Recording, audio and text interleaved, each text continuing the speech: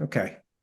So welcome to the Maine Recovery Council Governance Committee meeting. It's the first Governance Committee meeting of the new council. So we have some new members of the committee, including myself, and new members of the council that will be joining us. So why don't we start with introductions? And I'm just going to go through in order of mine. I'm Paul Vinsel. I'm the chair of the Governance Governance Committee, and I'm a addiction medicine physician working with Spurwink. Katrina, I'm Katrina Bonish, and I'm with the AG's office. Brendan, My name is Brendan O'Neill. I'm also with the Attorney General's office. Grayson, My name is Grayson Havens, and I am also with the Attorney General's office. and Pat. I'm Pat Kimball. I am a recovery advocate, and I am the chair of the Maine Recovery Council. Joe. Hi, everyone. My name is Joe Everett, and my day job is the president and CEO of the Opportunity Alliance. And I am a member of the council, and I chair the Program and Grants Committee. Oh, you had a big meeting this week, didn't you, Joe? Yes, Betsy? we're still recovering. It was a big one. I'm Betsy Betsy? Gerald, and I represent the litigating subdivisions, member of the council. Gordon? Gordon Smith, I'm the state's director of opioid response in Governor Mills' office, a member of the council. Mary? Good afternoon, everyone. I'm Mary Coyne. I'm the coordinator of the Maine Recovery Council. When do you become the executive director? Tomorrow. Okay. Tomorrow is officially, this is my last day as coordinator for the Maine Recovery Council. Okay. Did we get you a cake or anything? Your last day? Not yet, but the day is still young. So Paul did send me some pictures of some yummy treats he's been making. So maybe, Paul, if there's any extra of those. I also want to mention Tess is logging in. Okay. Well, I think we just have to get the right email. So Tess will be on shortly. Okay, great. When she comes on, I'll ask her to introduce herself. Oops.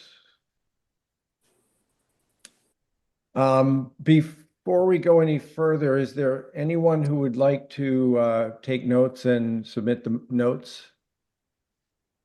If not, I can go ahead and do that. Looks like I will go ahead and do that. So our agenda today has a few things. I don't think they're going to be too long.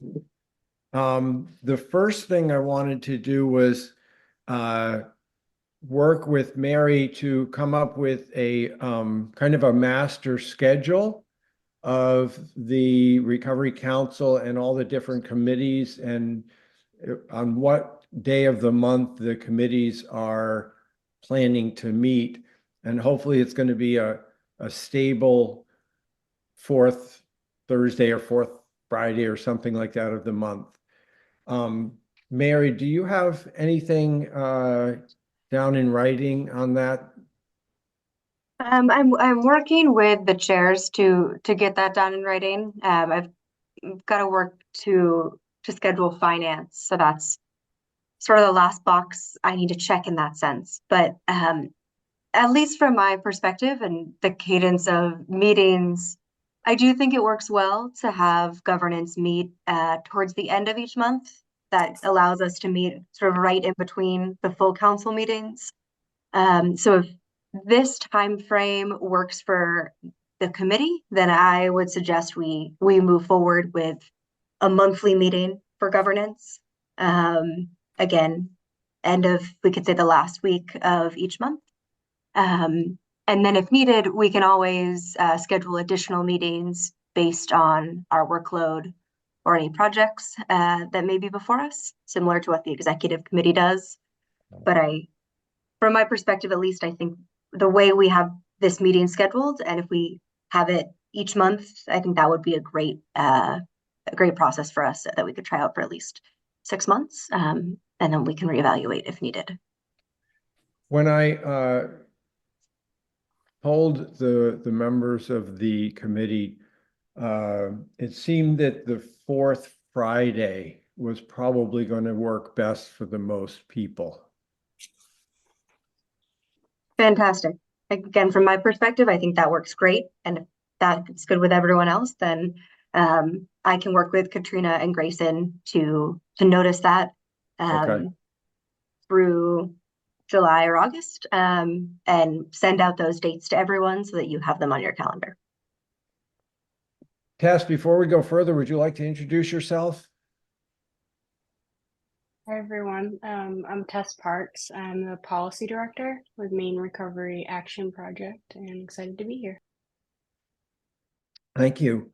Does anyone else have any comments on the fourth Friday of the month from 1 to 2 p.m.? I know Gordon said that there might occasionally be some conflict. I think all of us may potentially have conflicts here and there. Yeah, the our work group that Tess and I are both on studying harm reduction health centers has been meeting 1 to 3 on Fridays, but not every Friday.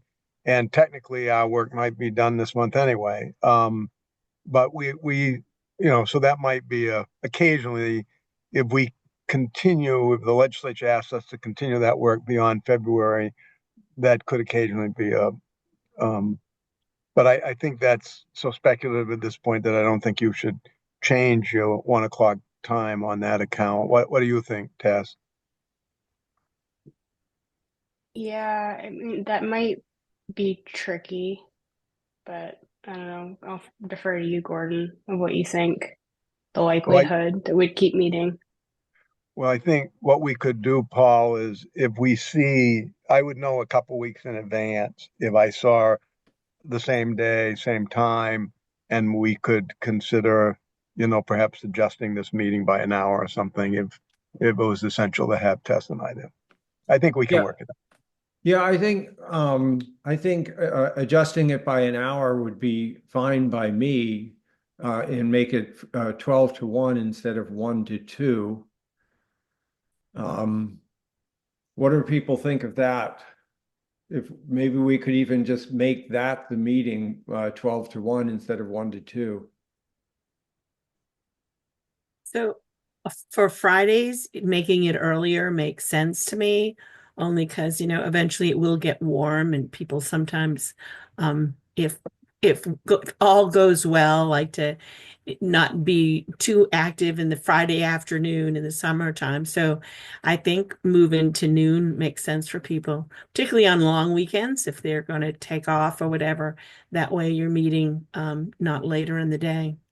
Okay, I think that makes sense too. I remember college also. Uh, would 12 to 1 work better for you, Tess and Gordon? It would work better for me. Yeah, that would be greatly appreciated to make that time switch. Okay, why don't we do that, Mary? And is that Thursday or Friday? I'm sorry, I missed that. Friday. Yeah, that works for me too. Thank you. Yeah, the Thursday didn't work for a couple members. Yeah, perfect. Thank you. Wonderful. So I'll work to notice those Fridays, last Friday of every month from 12 to 1 for Yep. governance week. Okay, fantastic. No, not the last Friday, the fourth Friday. For 'Cause Friday. Yeah, Yep. because if there's a month that has 5 Fridays, we'll meet on the fourth still. Okay, great. Can you, Mary, currently, what are the other, besides the finance committee, what are the other committees, the executive committee and the grants committee? What days are they meeting? So the executive committee, we have not established a sort of ongoing schedule. The focus, as you all know right now, has been hiring a new position. So the executive committee is meeting 3 times in the next 2 weeks, which is abnormal. So I believe that the third week of the month, again, to help space things out, would work well, or the first week to have our executive committee meet. Finance currently meets the 4th Monday of every month, which to have a finance committee at the beginning of the week and then governance would work well. but I need to confirm that schedule with Ben to make sure that is what we need. And then program and grants, we are currently operating on an every 2 week schedule, but Joe, I'll reach out to you directly because as we've spoken about, that can pose challenges when we have a program and grants committee meeting 2 days prior to a full council meeting. So I think establishing, the week of the month that committee meets will set us up for success versus just having a rolling 2 weeks. So I'll work with, again, the committee chairs to get that solidified and make sure, Paul, that that's ready to report out at the full council meeting. Okay, great. Yeah. And great, that sounds good. The next thing on the agenda is discussing public input during the full council meetings. And there were some comments on our public forum that the public doesn't have opportunity for input live in person in our regular meetings. And I have to say, I went to the Lewiston City Council meeting to give public comment, and the way they did it was right after they did introductions and then Pledge of Allegiance, and then they had 15 minutes for public comment, and each person could give public comment on any subject that they wished for 3 minutes. And then at 3 minutes, they were cut off, and it didn't matter if you were in the middle of a sentence, you got cut off and you had to stop. You could continue by submitting your comment by email to the council. To the city council. I thought that worked really well. I thought there was a real good variety of members of the public that gave comment. They were all very polite. But I thought it worked really well. And what I thought was the best was that I received emails from members of the city council after my comment on what their plan was about what I was talking about. And I think that needs to be if we're going to have public input, I think to have a response to the public is important. So I wanted to kind of open it up and see what people think. What kind of a response were you thinking, Paul? Well, the response I got was from a couple of individual council members. We could make it more organized where someone could be kind of in charge of responding based on talking to other members of the council. Or we could have a kind of a formal way to come up with a response. And I'm not sure what's best on that. Pat, you have your hand up, Pat? I do. So I think that if you're going to respond to people, I think then we need to have a way that they sign in with a name and a contact information so that you can respond. My concern always is workload. If you have 1 or 2 people there, that's great. But if you have a room full, that becomes hard to manage. But I'm not thinking we'll have a room full. I will share that I've seen this work really well, and I've seen it work not so well.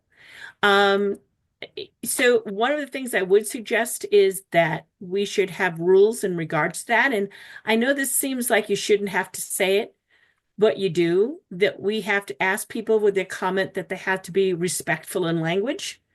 Because I live in a town where it got really out of hand and there was lawsuits involved at some point in time because the school board allowed public comment before the meetings and it got very nasty.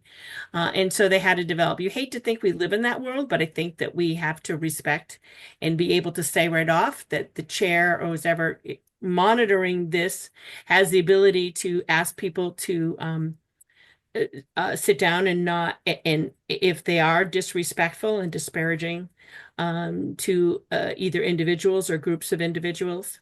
But I'm in favor. I think it's a great idea, but I do think there should be some guidelines that people know off. And I think there should be, I think in one of the statements that Mary sent, there was a little statement that said that the expectations of coming before us doesn't mean that the council is going to discuss that item at that meeting. So if I went there, saying, I'm a peer recovery center or something and I'm looking for money, it shouldn't be the expectation of that public comment that the council will now talk about that and vote on that. But there was nicely put in one of the things. Do you remember it, Mary? It was just like a quick little one-liner. I thought that was very well stated that the expectation of you coming here isn't, we will put it on an agenda at some point in time, but don't expect it to be voted on at this particular meeting because agenda will have already been set. But Yeah, I other think than that's that, really I good, think Pat. it's a I great agree idea. And with that. I like the limiting to 3 minutes and that it only be the first 15 minutes of a meeting.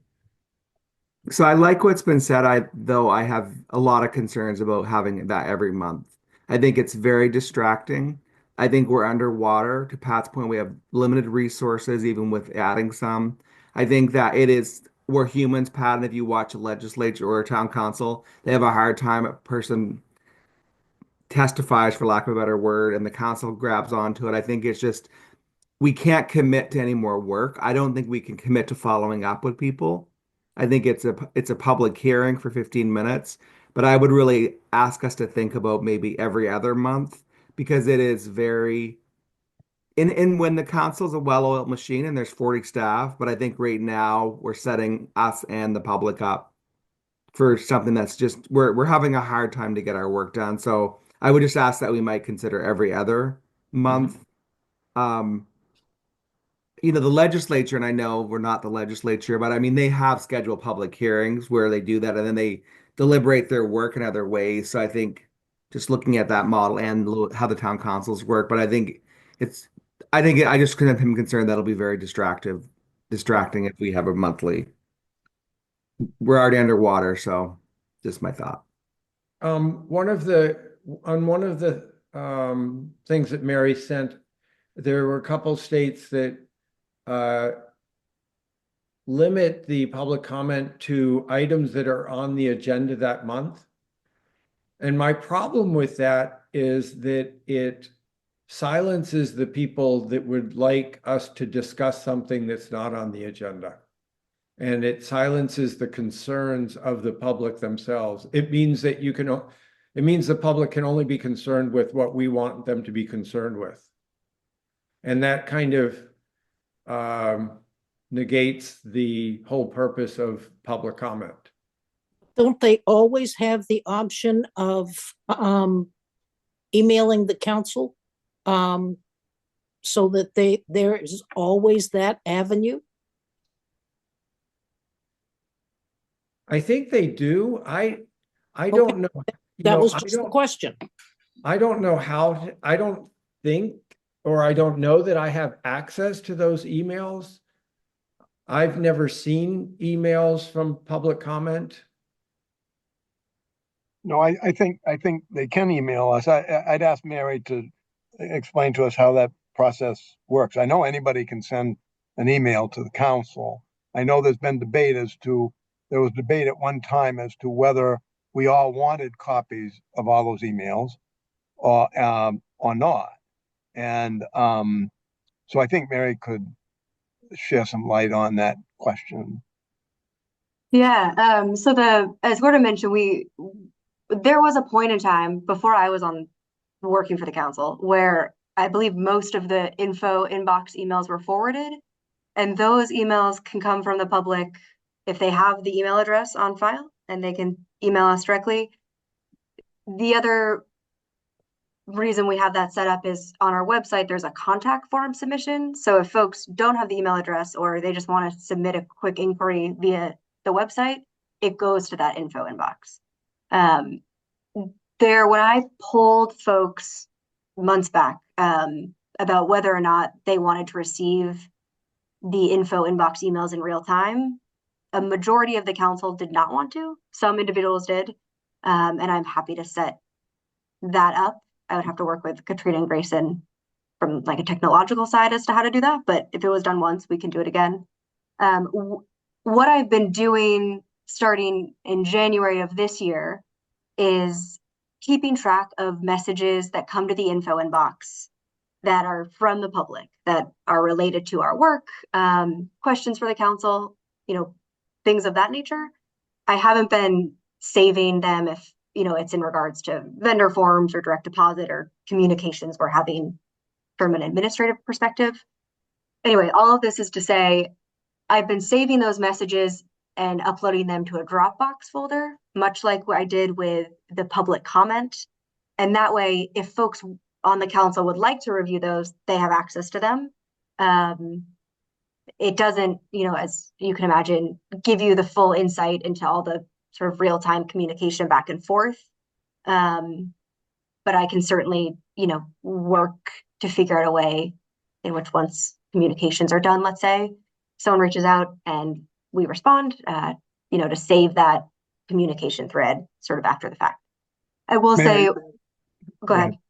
No, I was just going to ask a question as to do in either case, email or website, do people receive an acknowledgement that we have there?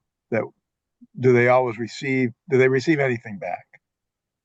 Yes, if they reach out, that we do our very best to get back to them. And if for some reason we didn't, then it was just an oversight on our end, and I would encourage anyone to reach back out. I will say Grayson and Katrina have provided a huge support in managing that info inbox, especially now that, with grants and contracts, we had a lot go through that so that we could keep track of it, and more than just one person could have eyes on those communications. And for instance, when I was gone on vacation, Grayson and Katrina oversaw that. So we do our very best to acknowledge those. Again, if anything slipped through the cracks, then I apologize for that, and would just encourage anyone to reach back out. But that's monitored every day, again, by more than one person too. Mary, if we wanted to get access to that Dropbox, like say I wanted to look at it once a week, how would I do that? I can send you all the link to it, similar to what I did with the public comment. And what I can try to do is, I wonder, I'll just work to set it up by the full council meeting to make sure it's easy for everyone to access. And then what I will set myself a reminder to do is include that link with emails that go out with council meeting materials. That way folks have sort of quick and easy access if they're interested.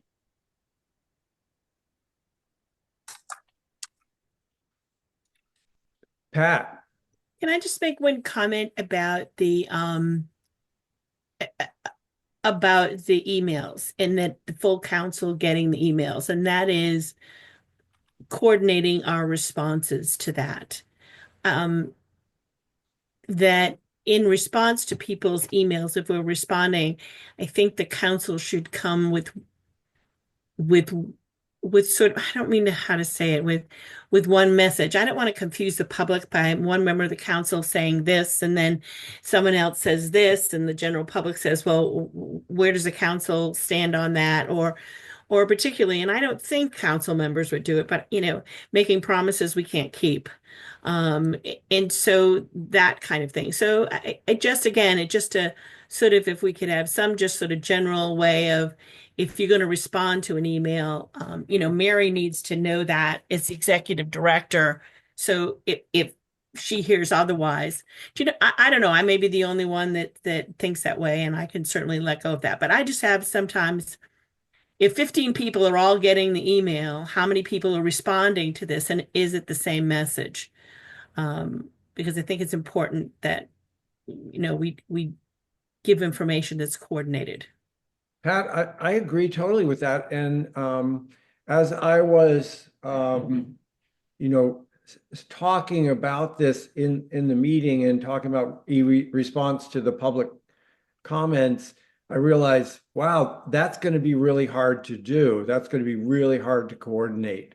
So we'd have to come up with some type of way that the council, the council can respond, or someone speaking for the council can respond, and not just some individual council member giving their opinion.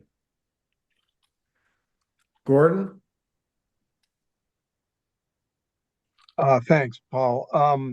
Well, this will sound a little bit like the lawyer in me, I suppose, but you have to do some balancing here between the First Amendment rights of a council member to say whatever they want in their individual capacity versus speaking for the council.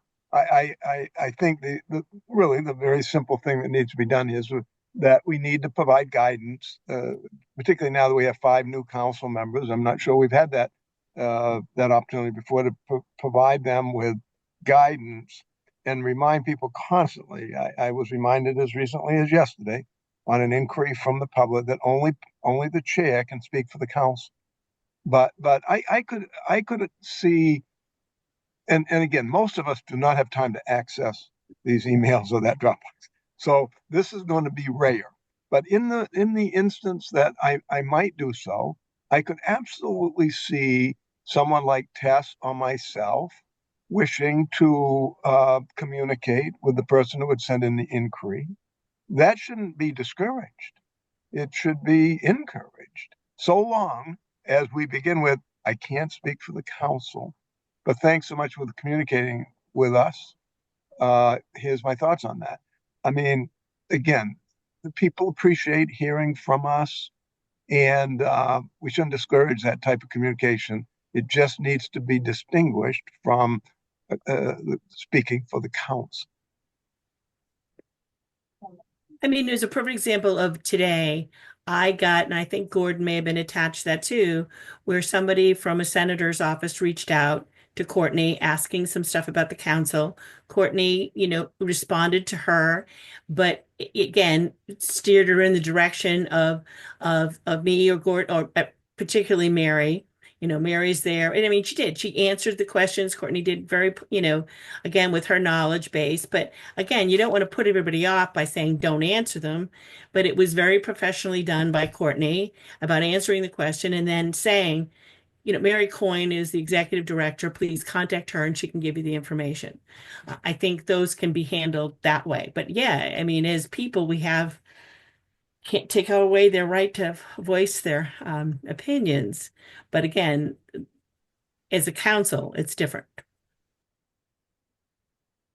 Oh, can Well, I jump I in? just think like everything, there's maturity. I think we're maturing. So I think that, I kind of try to be a stickler around roles in my day job. So like we have staff and we have the council members. I totally agree with you, Gordon. I think there are times that I've done it that you talk, but I think a lot of the times we're going to direct people to Mary, the staff, to coordinate. So I think it's both and. But back to your original question, Betsy. I think, Pat, and you do this, I think what we want to hear people's feedback in the moment as well as we are deliberating and talking during a 3-hour council meeting. And I know it can be painful to write, so that's why a public session is good for some people. But I think in continuing to encourage people to comment and send their thoughts to a topic that we discuss with the council member is really important. And then I think it coming into the staff, Mary and other staff, hopefully their response, which can be coordinated with the council, I think is keeps us on the rails without sort of letting the council members have those, conversations on the occasional time. Mary, you were going to say something? Well, I want to reiterate, Joe, I think you make a great point. And I will say, I've noticed over the past really 6 months, more and more, it seems as though council members are engaging me in conversations with the public, if they're, especially when it comes to questions about the council, or when we were, in the grant process. That wasn't something that I think we said explicitly necessarily, but I do think it may be helpful for us to state that as part of our process, just making sure that at least one staff person is included. And I will say, from my perspective, it helps to just understand what conversations are happening, because then if I receive an inquiry, at least there's some background.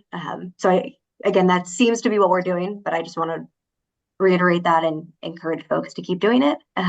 There's also been instances where I feel as though an individual council member can speak more directly to a question or a comment that the public has. And so when that is the case, I'll CC one of you all to loop you in. And again, that's most of the time just at my discretion. But the nice part is, now that I've gotten to know the council members and will continue to get to know the new members, it's been fairly easy to kind of divide that and also pass things off as needed.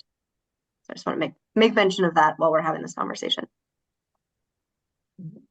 Do you all think it would be helpful if I've written down what people have responded to this, and if I wrote kind of a review of that and maybe a way that we could present this to the Recovery Council and then send that out to everyone for comments, and through emails over the next week or two, I guess it's about 2 weeks, come up with something to present to the council.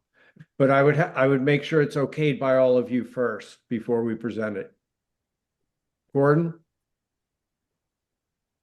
I think that's a fine process, Paul. I wanted to go back to Betsy's, to the essential question about public comment at our meetings, because Betsy, in my opinion, very wisely said, well, don't they have the opportunity to communicate otherwise with the council? And that's how we got onto this longer discussion. And I do think it's important that in answering that question of what should we allow public comment at each meeting, at every other meeting, once every 3 months, we already do it once a year, that it be viewed in the context of, okay, what other opportunities does the public have to interact with the council? And I can think of a couple. One is the one that we just said. They can communicate by email or through the website. A second is that, of course, they can watch every one of our meetings. And if they can't catch it live, we record them and they can watch them again. That is a huge benefit to our grantees, et cetera. Having said that, I kind of endorse what Joe said. I'm a big fan of public comment because I think, again, setting aside 10 or 15 minutes of a 2 or 3 hour meeting that we do to, as long as the comments are within 3 minutes or whatever the time limit the chair sets, and as long as they're appropriate. I mean, we can't always control that, of course, in real time, but we can pilot this for a couple sessions because it frankly improves our relationship with the public and the audience that's watching us. And I'm sure there are times that they get frustrated, they want to say something.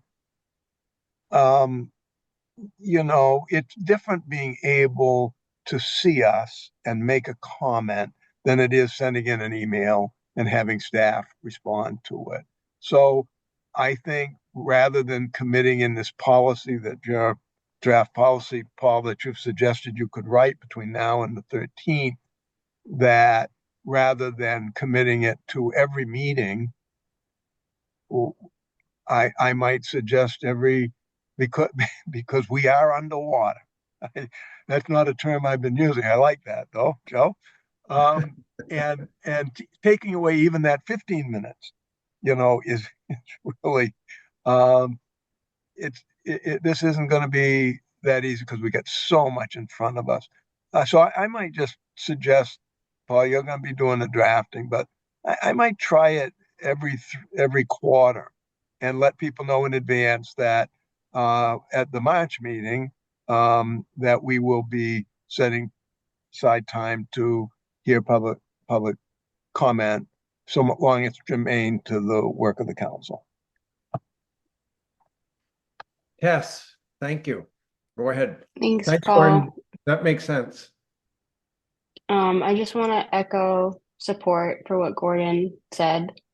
Being a person with lived experience and spending personal time, professional time in communities, I think it's really important for the process that we can hear from people, whether that's on Zoom or in person. That's a lot different than writing an email. I participate in civic engagement all the time as a private citizen in Portland. I like that I can go to my HHS committee and say, like, hey, like the warming shelter, it's not open enough. And they can see me, and there's that sense of personal connection. In terms of the length of time capped off, I think if we were to do it, say, every meeting or every other meeting, it's appropriate to have a shorter period of time. But if we're talking about doing it quarterly, my ask or proposal would be that we would maybe 20, 30 minutes. And if folks are going to be driving to Augusta to participate with us, we need to have some process of maybe even suggesting people to do it over Zoom, because that would be tough if someone were to drive, say, an hour to be with us and they don't sign up on time, and then they're told that they can't share. So just my thoughts on this. Thank you. Tess, I was thinking the same thing, that if we're going to have it every quarter, I'd want it to be more than 15 minutes to give more opportunity for more people to speak. And like you, I want to hear from the people who this directly affects. And reading an email from someone is not the same as hearing them speak. You can't, I just can't hear the emotion in an email. Pat? I sort of agree, but if you're going to extend the time, please don't do it at the March meeting. We'll give you That's fair all warning. I ask. We'll give you There's fair just- warning. I mean, two reasons. One is we're gonna quote Joe a lot here. We are underwater. I don't have, as it is, I squeeze to move things forward. In the March meeting, I'm not going to chair that meeting. I am out of state that meeting. So somebody else gets the honor of the first time doing public meetings. I won't be there. And I'm sure there's people quite capable of doing it. I just want you to know that I'm not there. But again, I get if you're doing it less to extend the time a little bit, but please don't do it at the March meeting. That's all I ask. Okay. So let's go ahead with So can our I ask a question before you move on, Paul? Oh, I'm sorry. I'm sorry. No, Yes. that's okay. I didn't raise my hand because I can't find the button. So my question is that if you feel really strongly about this, why doesn't the council just schedule a meeting and say, this is, we're going to be open for public comment, and any council members who want to sit in and listen, we are just going to take public comment and do it over Zoom, and then anybody who has something to say gets their 3 or 5 minutes, and everybody gets to say something, and you're not, I don't want to say crowding, but crowding a regular meeting, because we are buried, and everybody gets tired after a couple of hours. And I don't think we would be giving doing our due diligence, number one, but giving people who had something to say the proper attention that they deserve. Betsy, that's actually the 5th thing on our agenda. We're on number 3, so Okay. All We're right. doing pretty good, but that's. So can I just say one thing quick, Betsy? Yes. Look underneath and there's a thing that says react with a heart on it. If you put your arrow right on that, that's your it should have your raised hand. Okay. Thank you. I had to find it yesterday. Oh, great. Thank you very much. Um, what was I saying there? Oh, okay. Moving on. So, Sorry. so no, Betsy, so that's one of the things on our agenda on the 5th. The last thing we're going to talk about is to begin planning the public forum. And one of the things I was going to talk about is having more than one public forum a year. Okay. So, So I guess we were on the same page, Paul. So number 4 is to review the bylaws. And I said for possible changes, and I don't want to misrepresent this. I'm not planning on any changes, but there's a couple things I wanted to talk about when I read through the bylaws again. So I'd like to share them. I'm going to do screen share, and Katrina taught me how to do this before this meeting, so let's give it a try.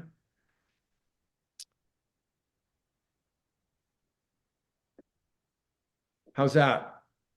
Look at that. There we go, huh? Good job.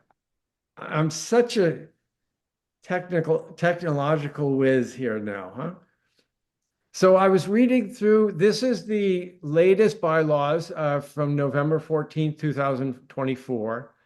I was reading through these, and there were a couple things that that I wanted to just discuss and see,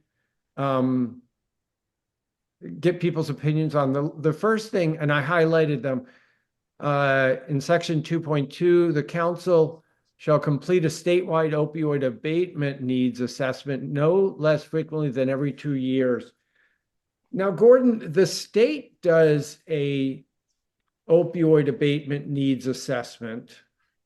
And do we as a council rely on the state's assessment, or do we have our own?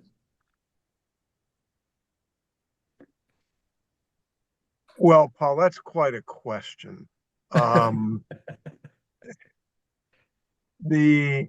think I'll try to briefly answer it this way.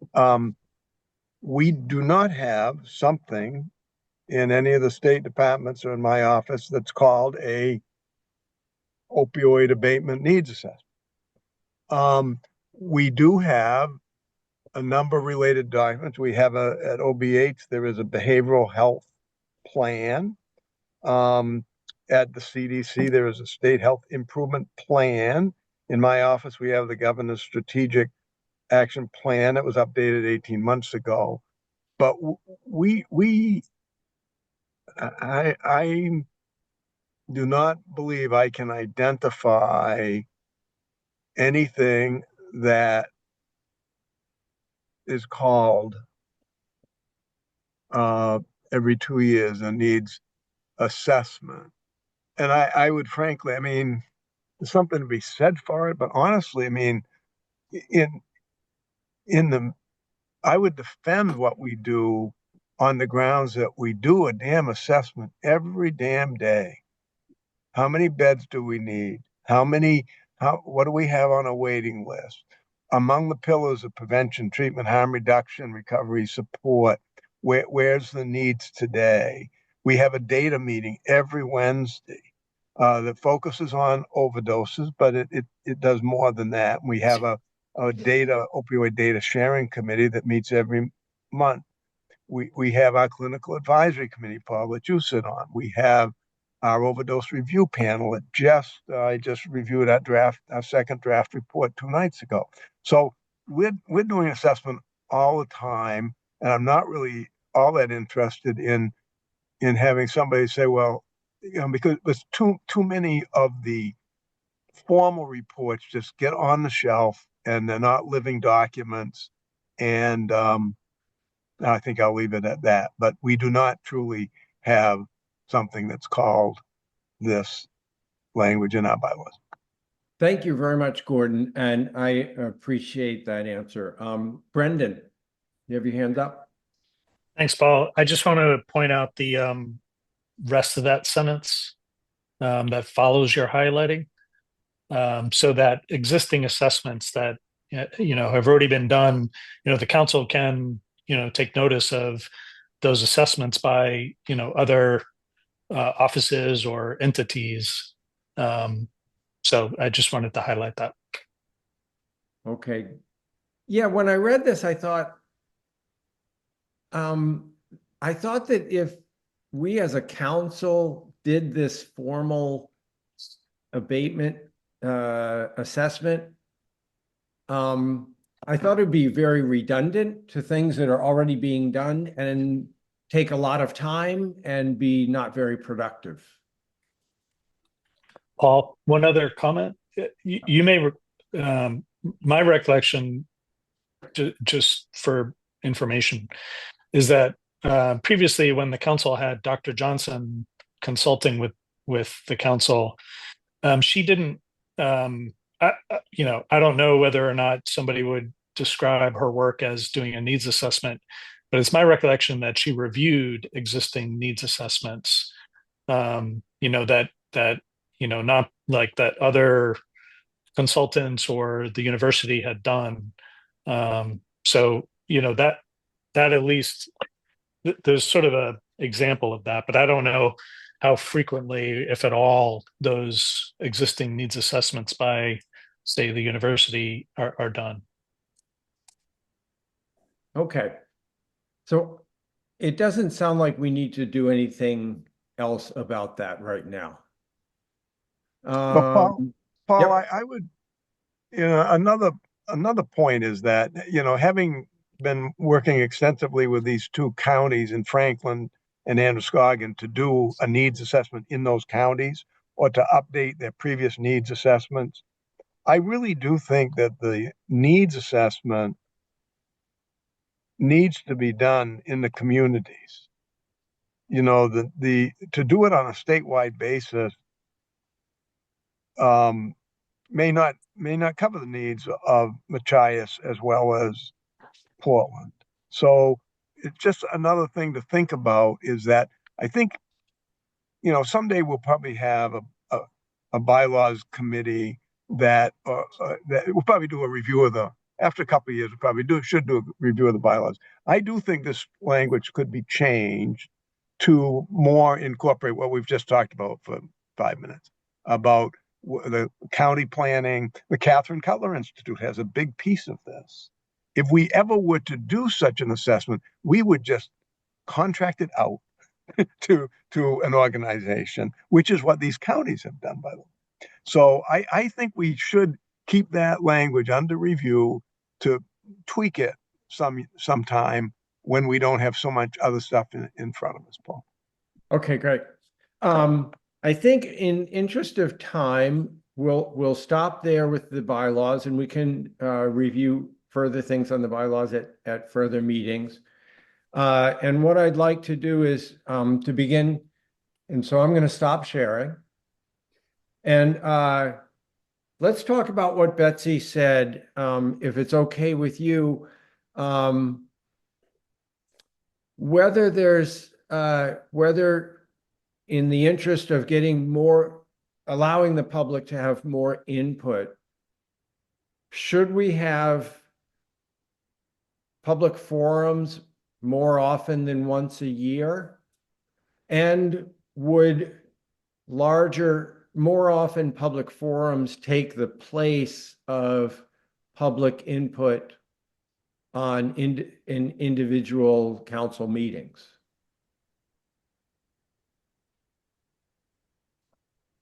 Part of it, I think, Paul, is what do you want to know from the public? What I want to know from the public, it's not necessarily that I want to know anything particularly from the public, but I will tell you that the public forums we have had have been so moving to me, so inspirational to me. And when I go to a community meeting whatever it may be, a church, the Rotary Club, and I hear comments from the public, that is very important to me. It's moving, it inspires me, it makes me happy to be doing the work I do. And so I get a lot out of these meetings. And in fact, the last one, I was supposed to be at a different meeting, the licensing board meeting, which is pretty important. I gave it up for that public forum, and I am so glad I did. Okay, I just Yeah. because I mean, when you talk about public input, it's like, it's like a bag of salad. I mean, you've got everything in there, and it all depends on what you are trying to get out of it or what you're trying to understand. And I don't mean you, I just mean in general, what people are trying to get from the public. So I think you have to kind of structure it a little bit that, we would like comment about X, Y, and Z. And at our next forum, we will ask for comments about ABC. Do you see what I'm saying?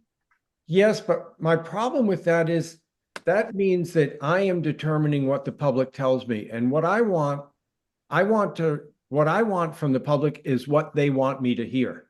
Then you want something very different. That's what I'm trying to get at. Yeah. Okay, that's fine. I Yeah. just trying to understand. Gordon, I think you were first, and then I think Pat was second. Or is that right? Yeah, I'll be brief. I think you'd want to think about, I'm generally in favor of the more places where we can hear from the public, particularly that portion of the public that's been impacted by opioids, the better. Secondly, we definitely would want to talk about in-person versus virtual or hybrid.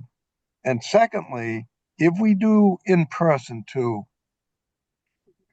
we really need to get out of town. I attended a forum, not an unusual event. We showed a little film, and then there was a panel last week in Waldoboro. Cold night, middle of the winter, 40 people there, which I thought was great, in a remodeled theater, the Waldorf Theater. Best discussion I've heard in 6 years at an event like that. There were people there that had come over from a recovery residence in Somerville. There were people there that had lost family members. And so I agree with you, Paul, that when we have those opportunities, it is really profound. And so I just would hope it's sometimes intimidating for a person to present remotely or in a large audience, but you put them in a small, intimate setting, and boy, you get a lot. That's all I have to offer on this. Thank you very much, Gordon. Pat? So all I can say is I will say it again. Remember, we have a small workforce. Public forums I love them, and I love the two that we've done, but there's a lot of work that gets put into those to make sure that they're set up. There's a place that the advertising goes out. There's a lot of work. I wouldn't be opposed to, doing 2 versus 1, and maybe choosing another part of the state to do it. Would be interesting. You've got plenty of peer recovery centers all over the state. They're probably more than willing to have a venue there. And a lot of them, some of the bigger ones, have all the computer sets up so that you can have the ability to be a hybrid meeting. Again, that's the only thing I warn you of is, again, I think that for me, the public forum and the public comment before meetings are they're a little bit different, and you're going to get a little bit of a different response from that. But again, if I remember right, even in the first couple meetings that we had as a council over 2 years ago, that was one of the things they wanted. They wanted to move the meeting around. which we said logistically was a little hard to do, to keep moving it, but it was something they liked. So, I would be in favor of, increasing that a little, but never forgetting that there is a lot of work that goes into those public forums. But I love them. I always feel energized afterwards. I feel like, people had a voice, and that, there's a lot of work to do, and how do we do it? So again, the caution is it's a lot of staff time. Taking a page from your book when you just said like don't do it in March. I think like the calendar year 2025 is underwater. Or maybe we won't be by August or September. And I think Gordon, like not to put words in your mouth, but and others, Tess, other folks, myself, we hear things in our day jobs too. And Paul, you certainly do. So I think it's a great idea to add them. I just don't know that we can do that anytime soon because we're so busy trying to get things wrapped up. But I like the idea of adding an event or something else eventually. Yep. Gordon, you go around the state and you attend small community. Oh, I'm sorry, Tess, go ahead. Tess goes to a lot more community events than I did. She's an expert Yeah, in these events. yeah, this summer we did 33 listening sessions across the state with almost 700 folks directly impacted by the epidemic. And we do have a summer listening session report that I'd be happy to share with the full council. We did surveys on policy proposals, and to echo what Gordon said, the needs in rural Maine are very different from what we would hear at a listening session in, say, Cumberland County. In terms of what I'm hearing of having a second public forum with staff time, travel, it's hard. My one critique of the in-person one is it's really hard for people that don't have transportation. So if we were to consider a second one, just throwing this out there, maybe a virtual forum could really help a lot of people participate. The first year I tried to go in person and I signed up, and after 4 hours, I couldn't wait and I had to go back to work.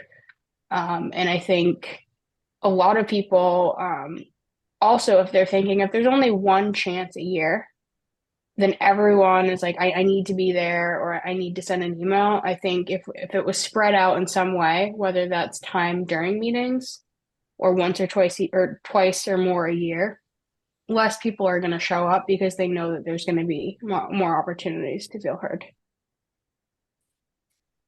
Thank you very much, Tess. And thanks for the personal experience. I've seen Gordon at community events a few times, and I'm wondering if we could work with our recovery centers to have a community forum and try to get 2, maybe 3 council members or a couple council members and a Mary or something like that, all around the state. And I'm gonna, maybe we have to end the meeting now, but I'm gonna be thinking about that in the future of how we could leverage our recovery centers to help have, and I know they probably already do have community forums, but maybe members of the council could participate in those. Okay. And a lot of them, Paul, have the technology.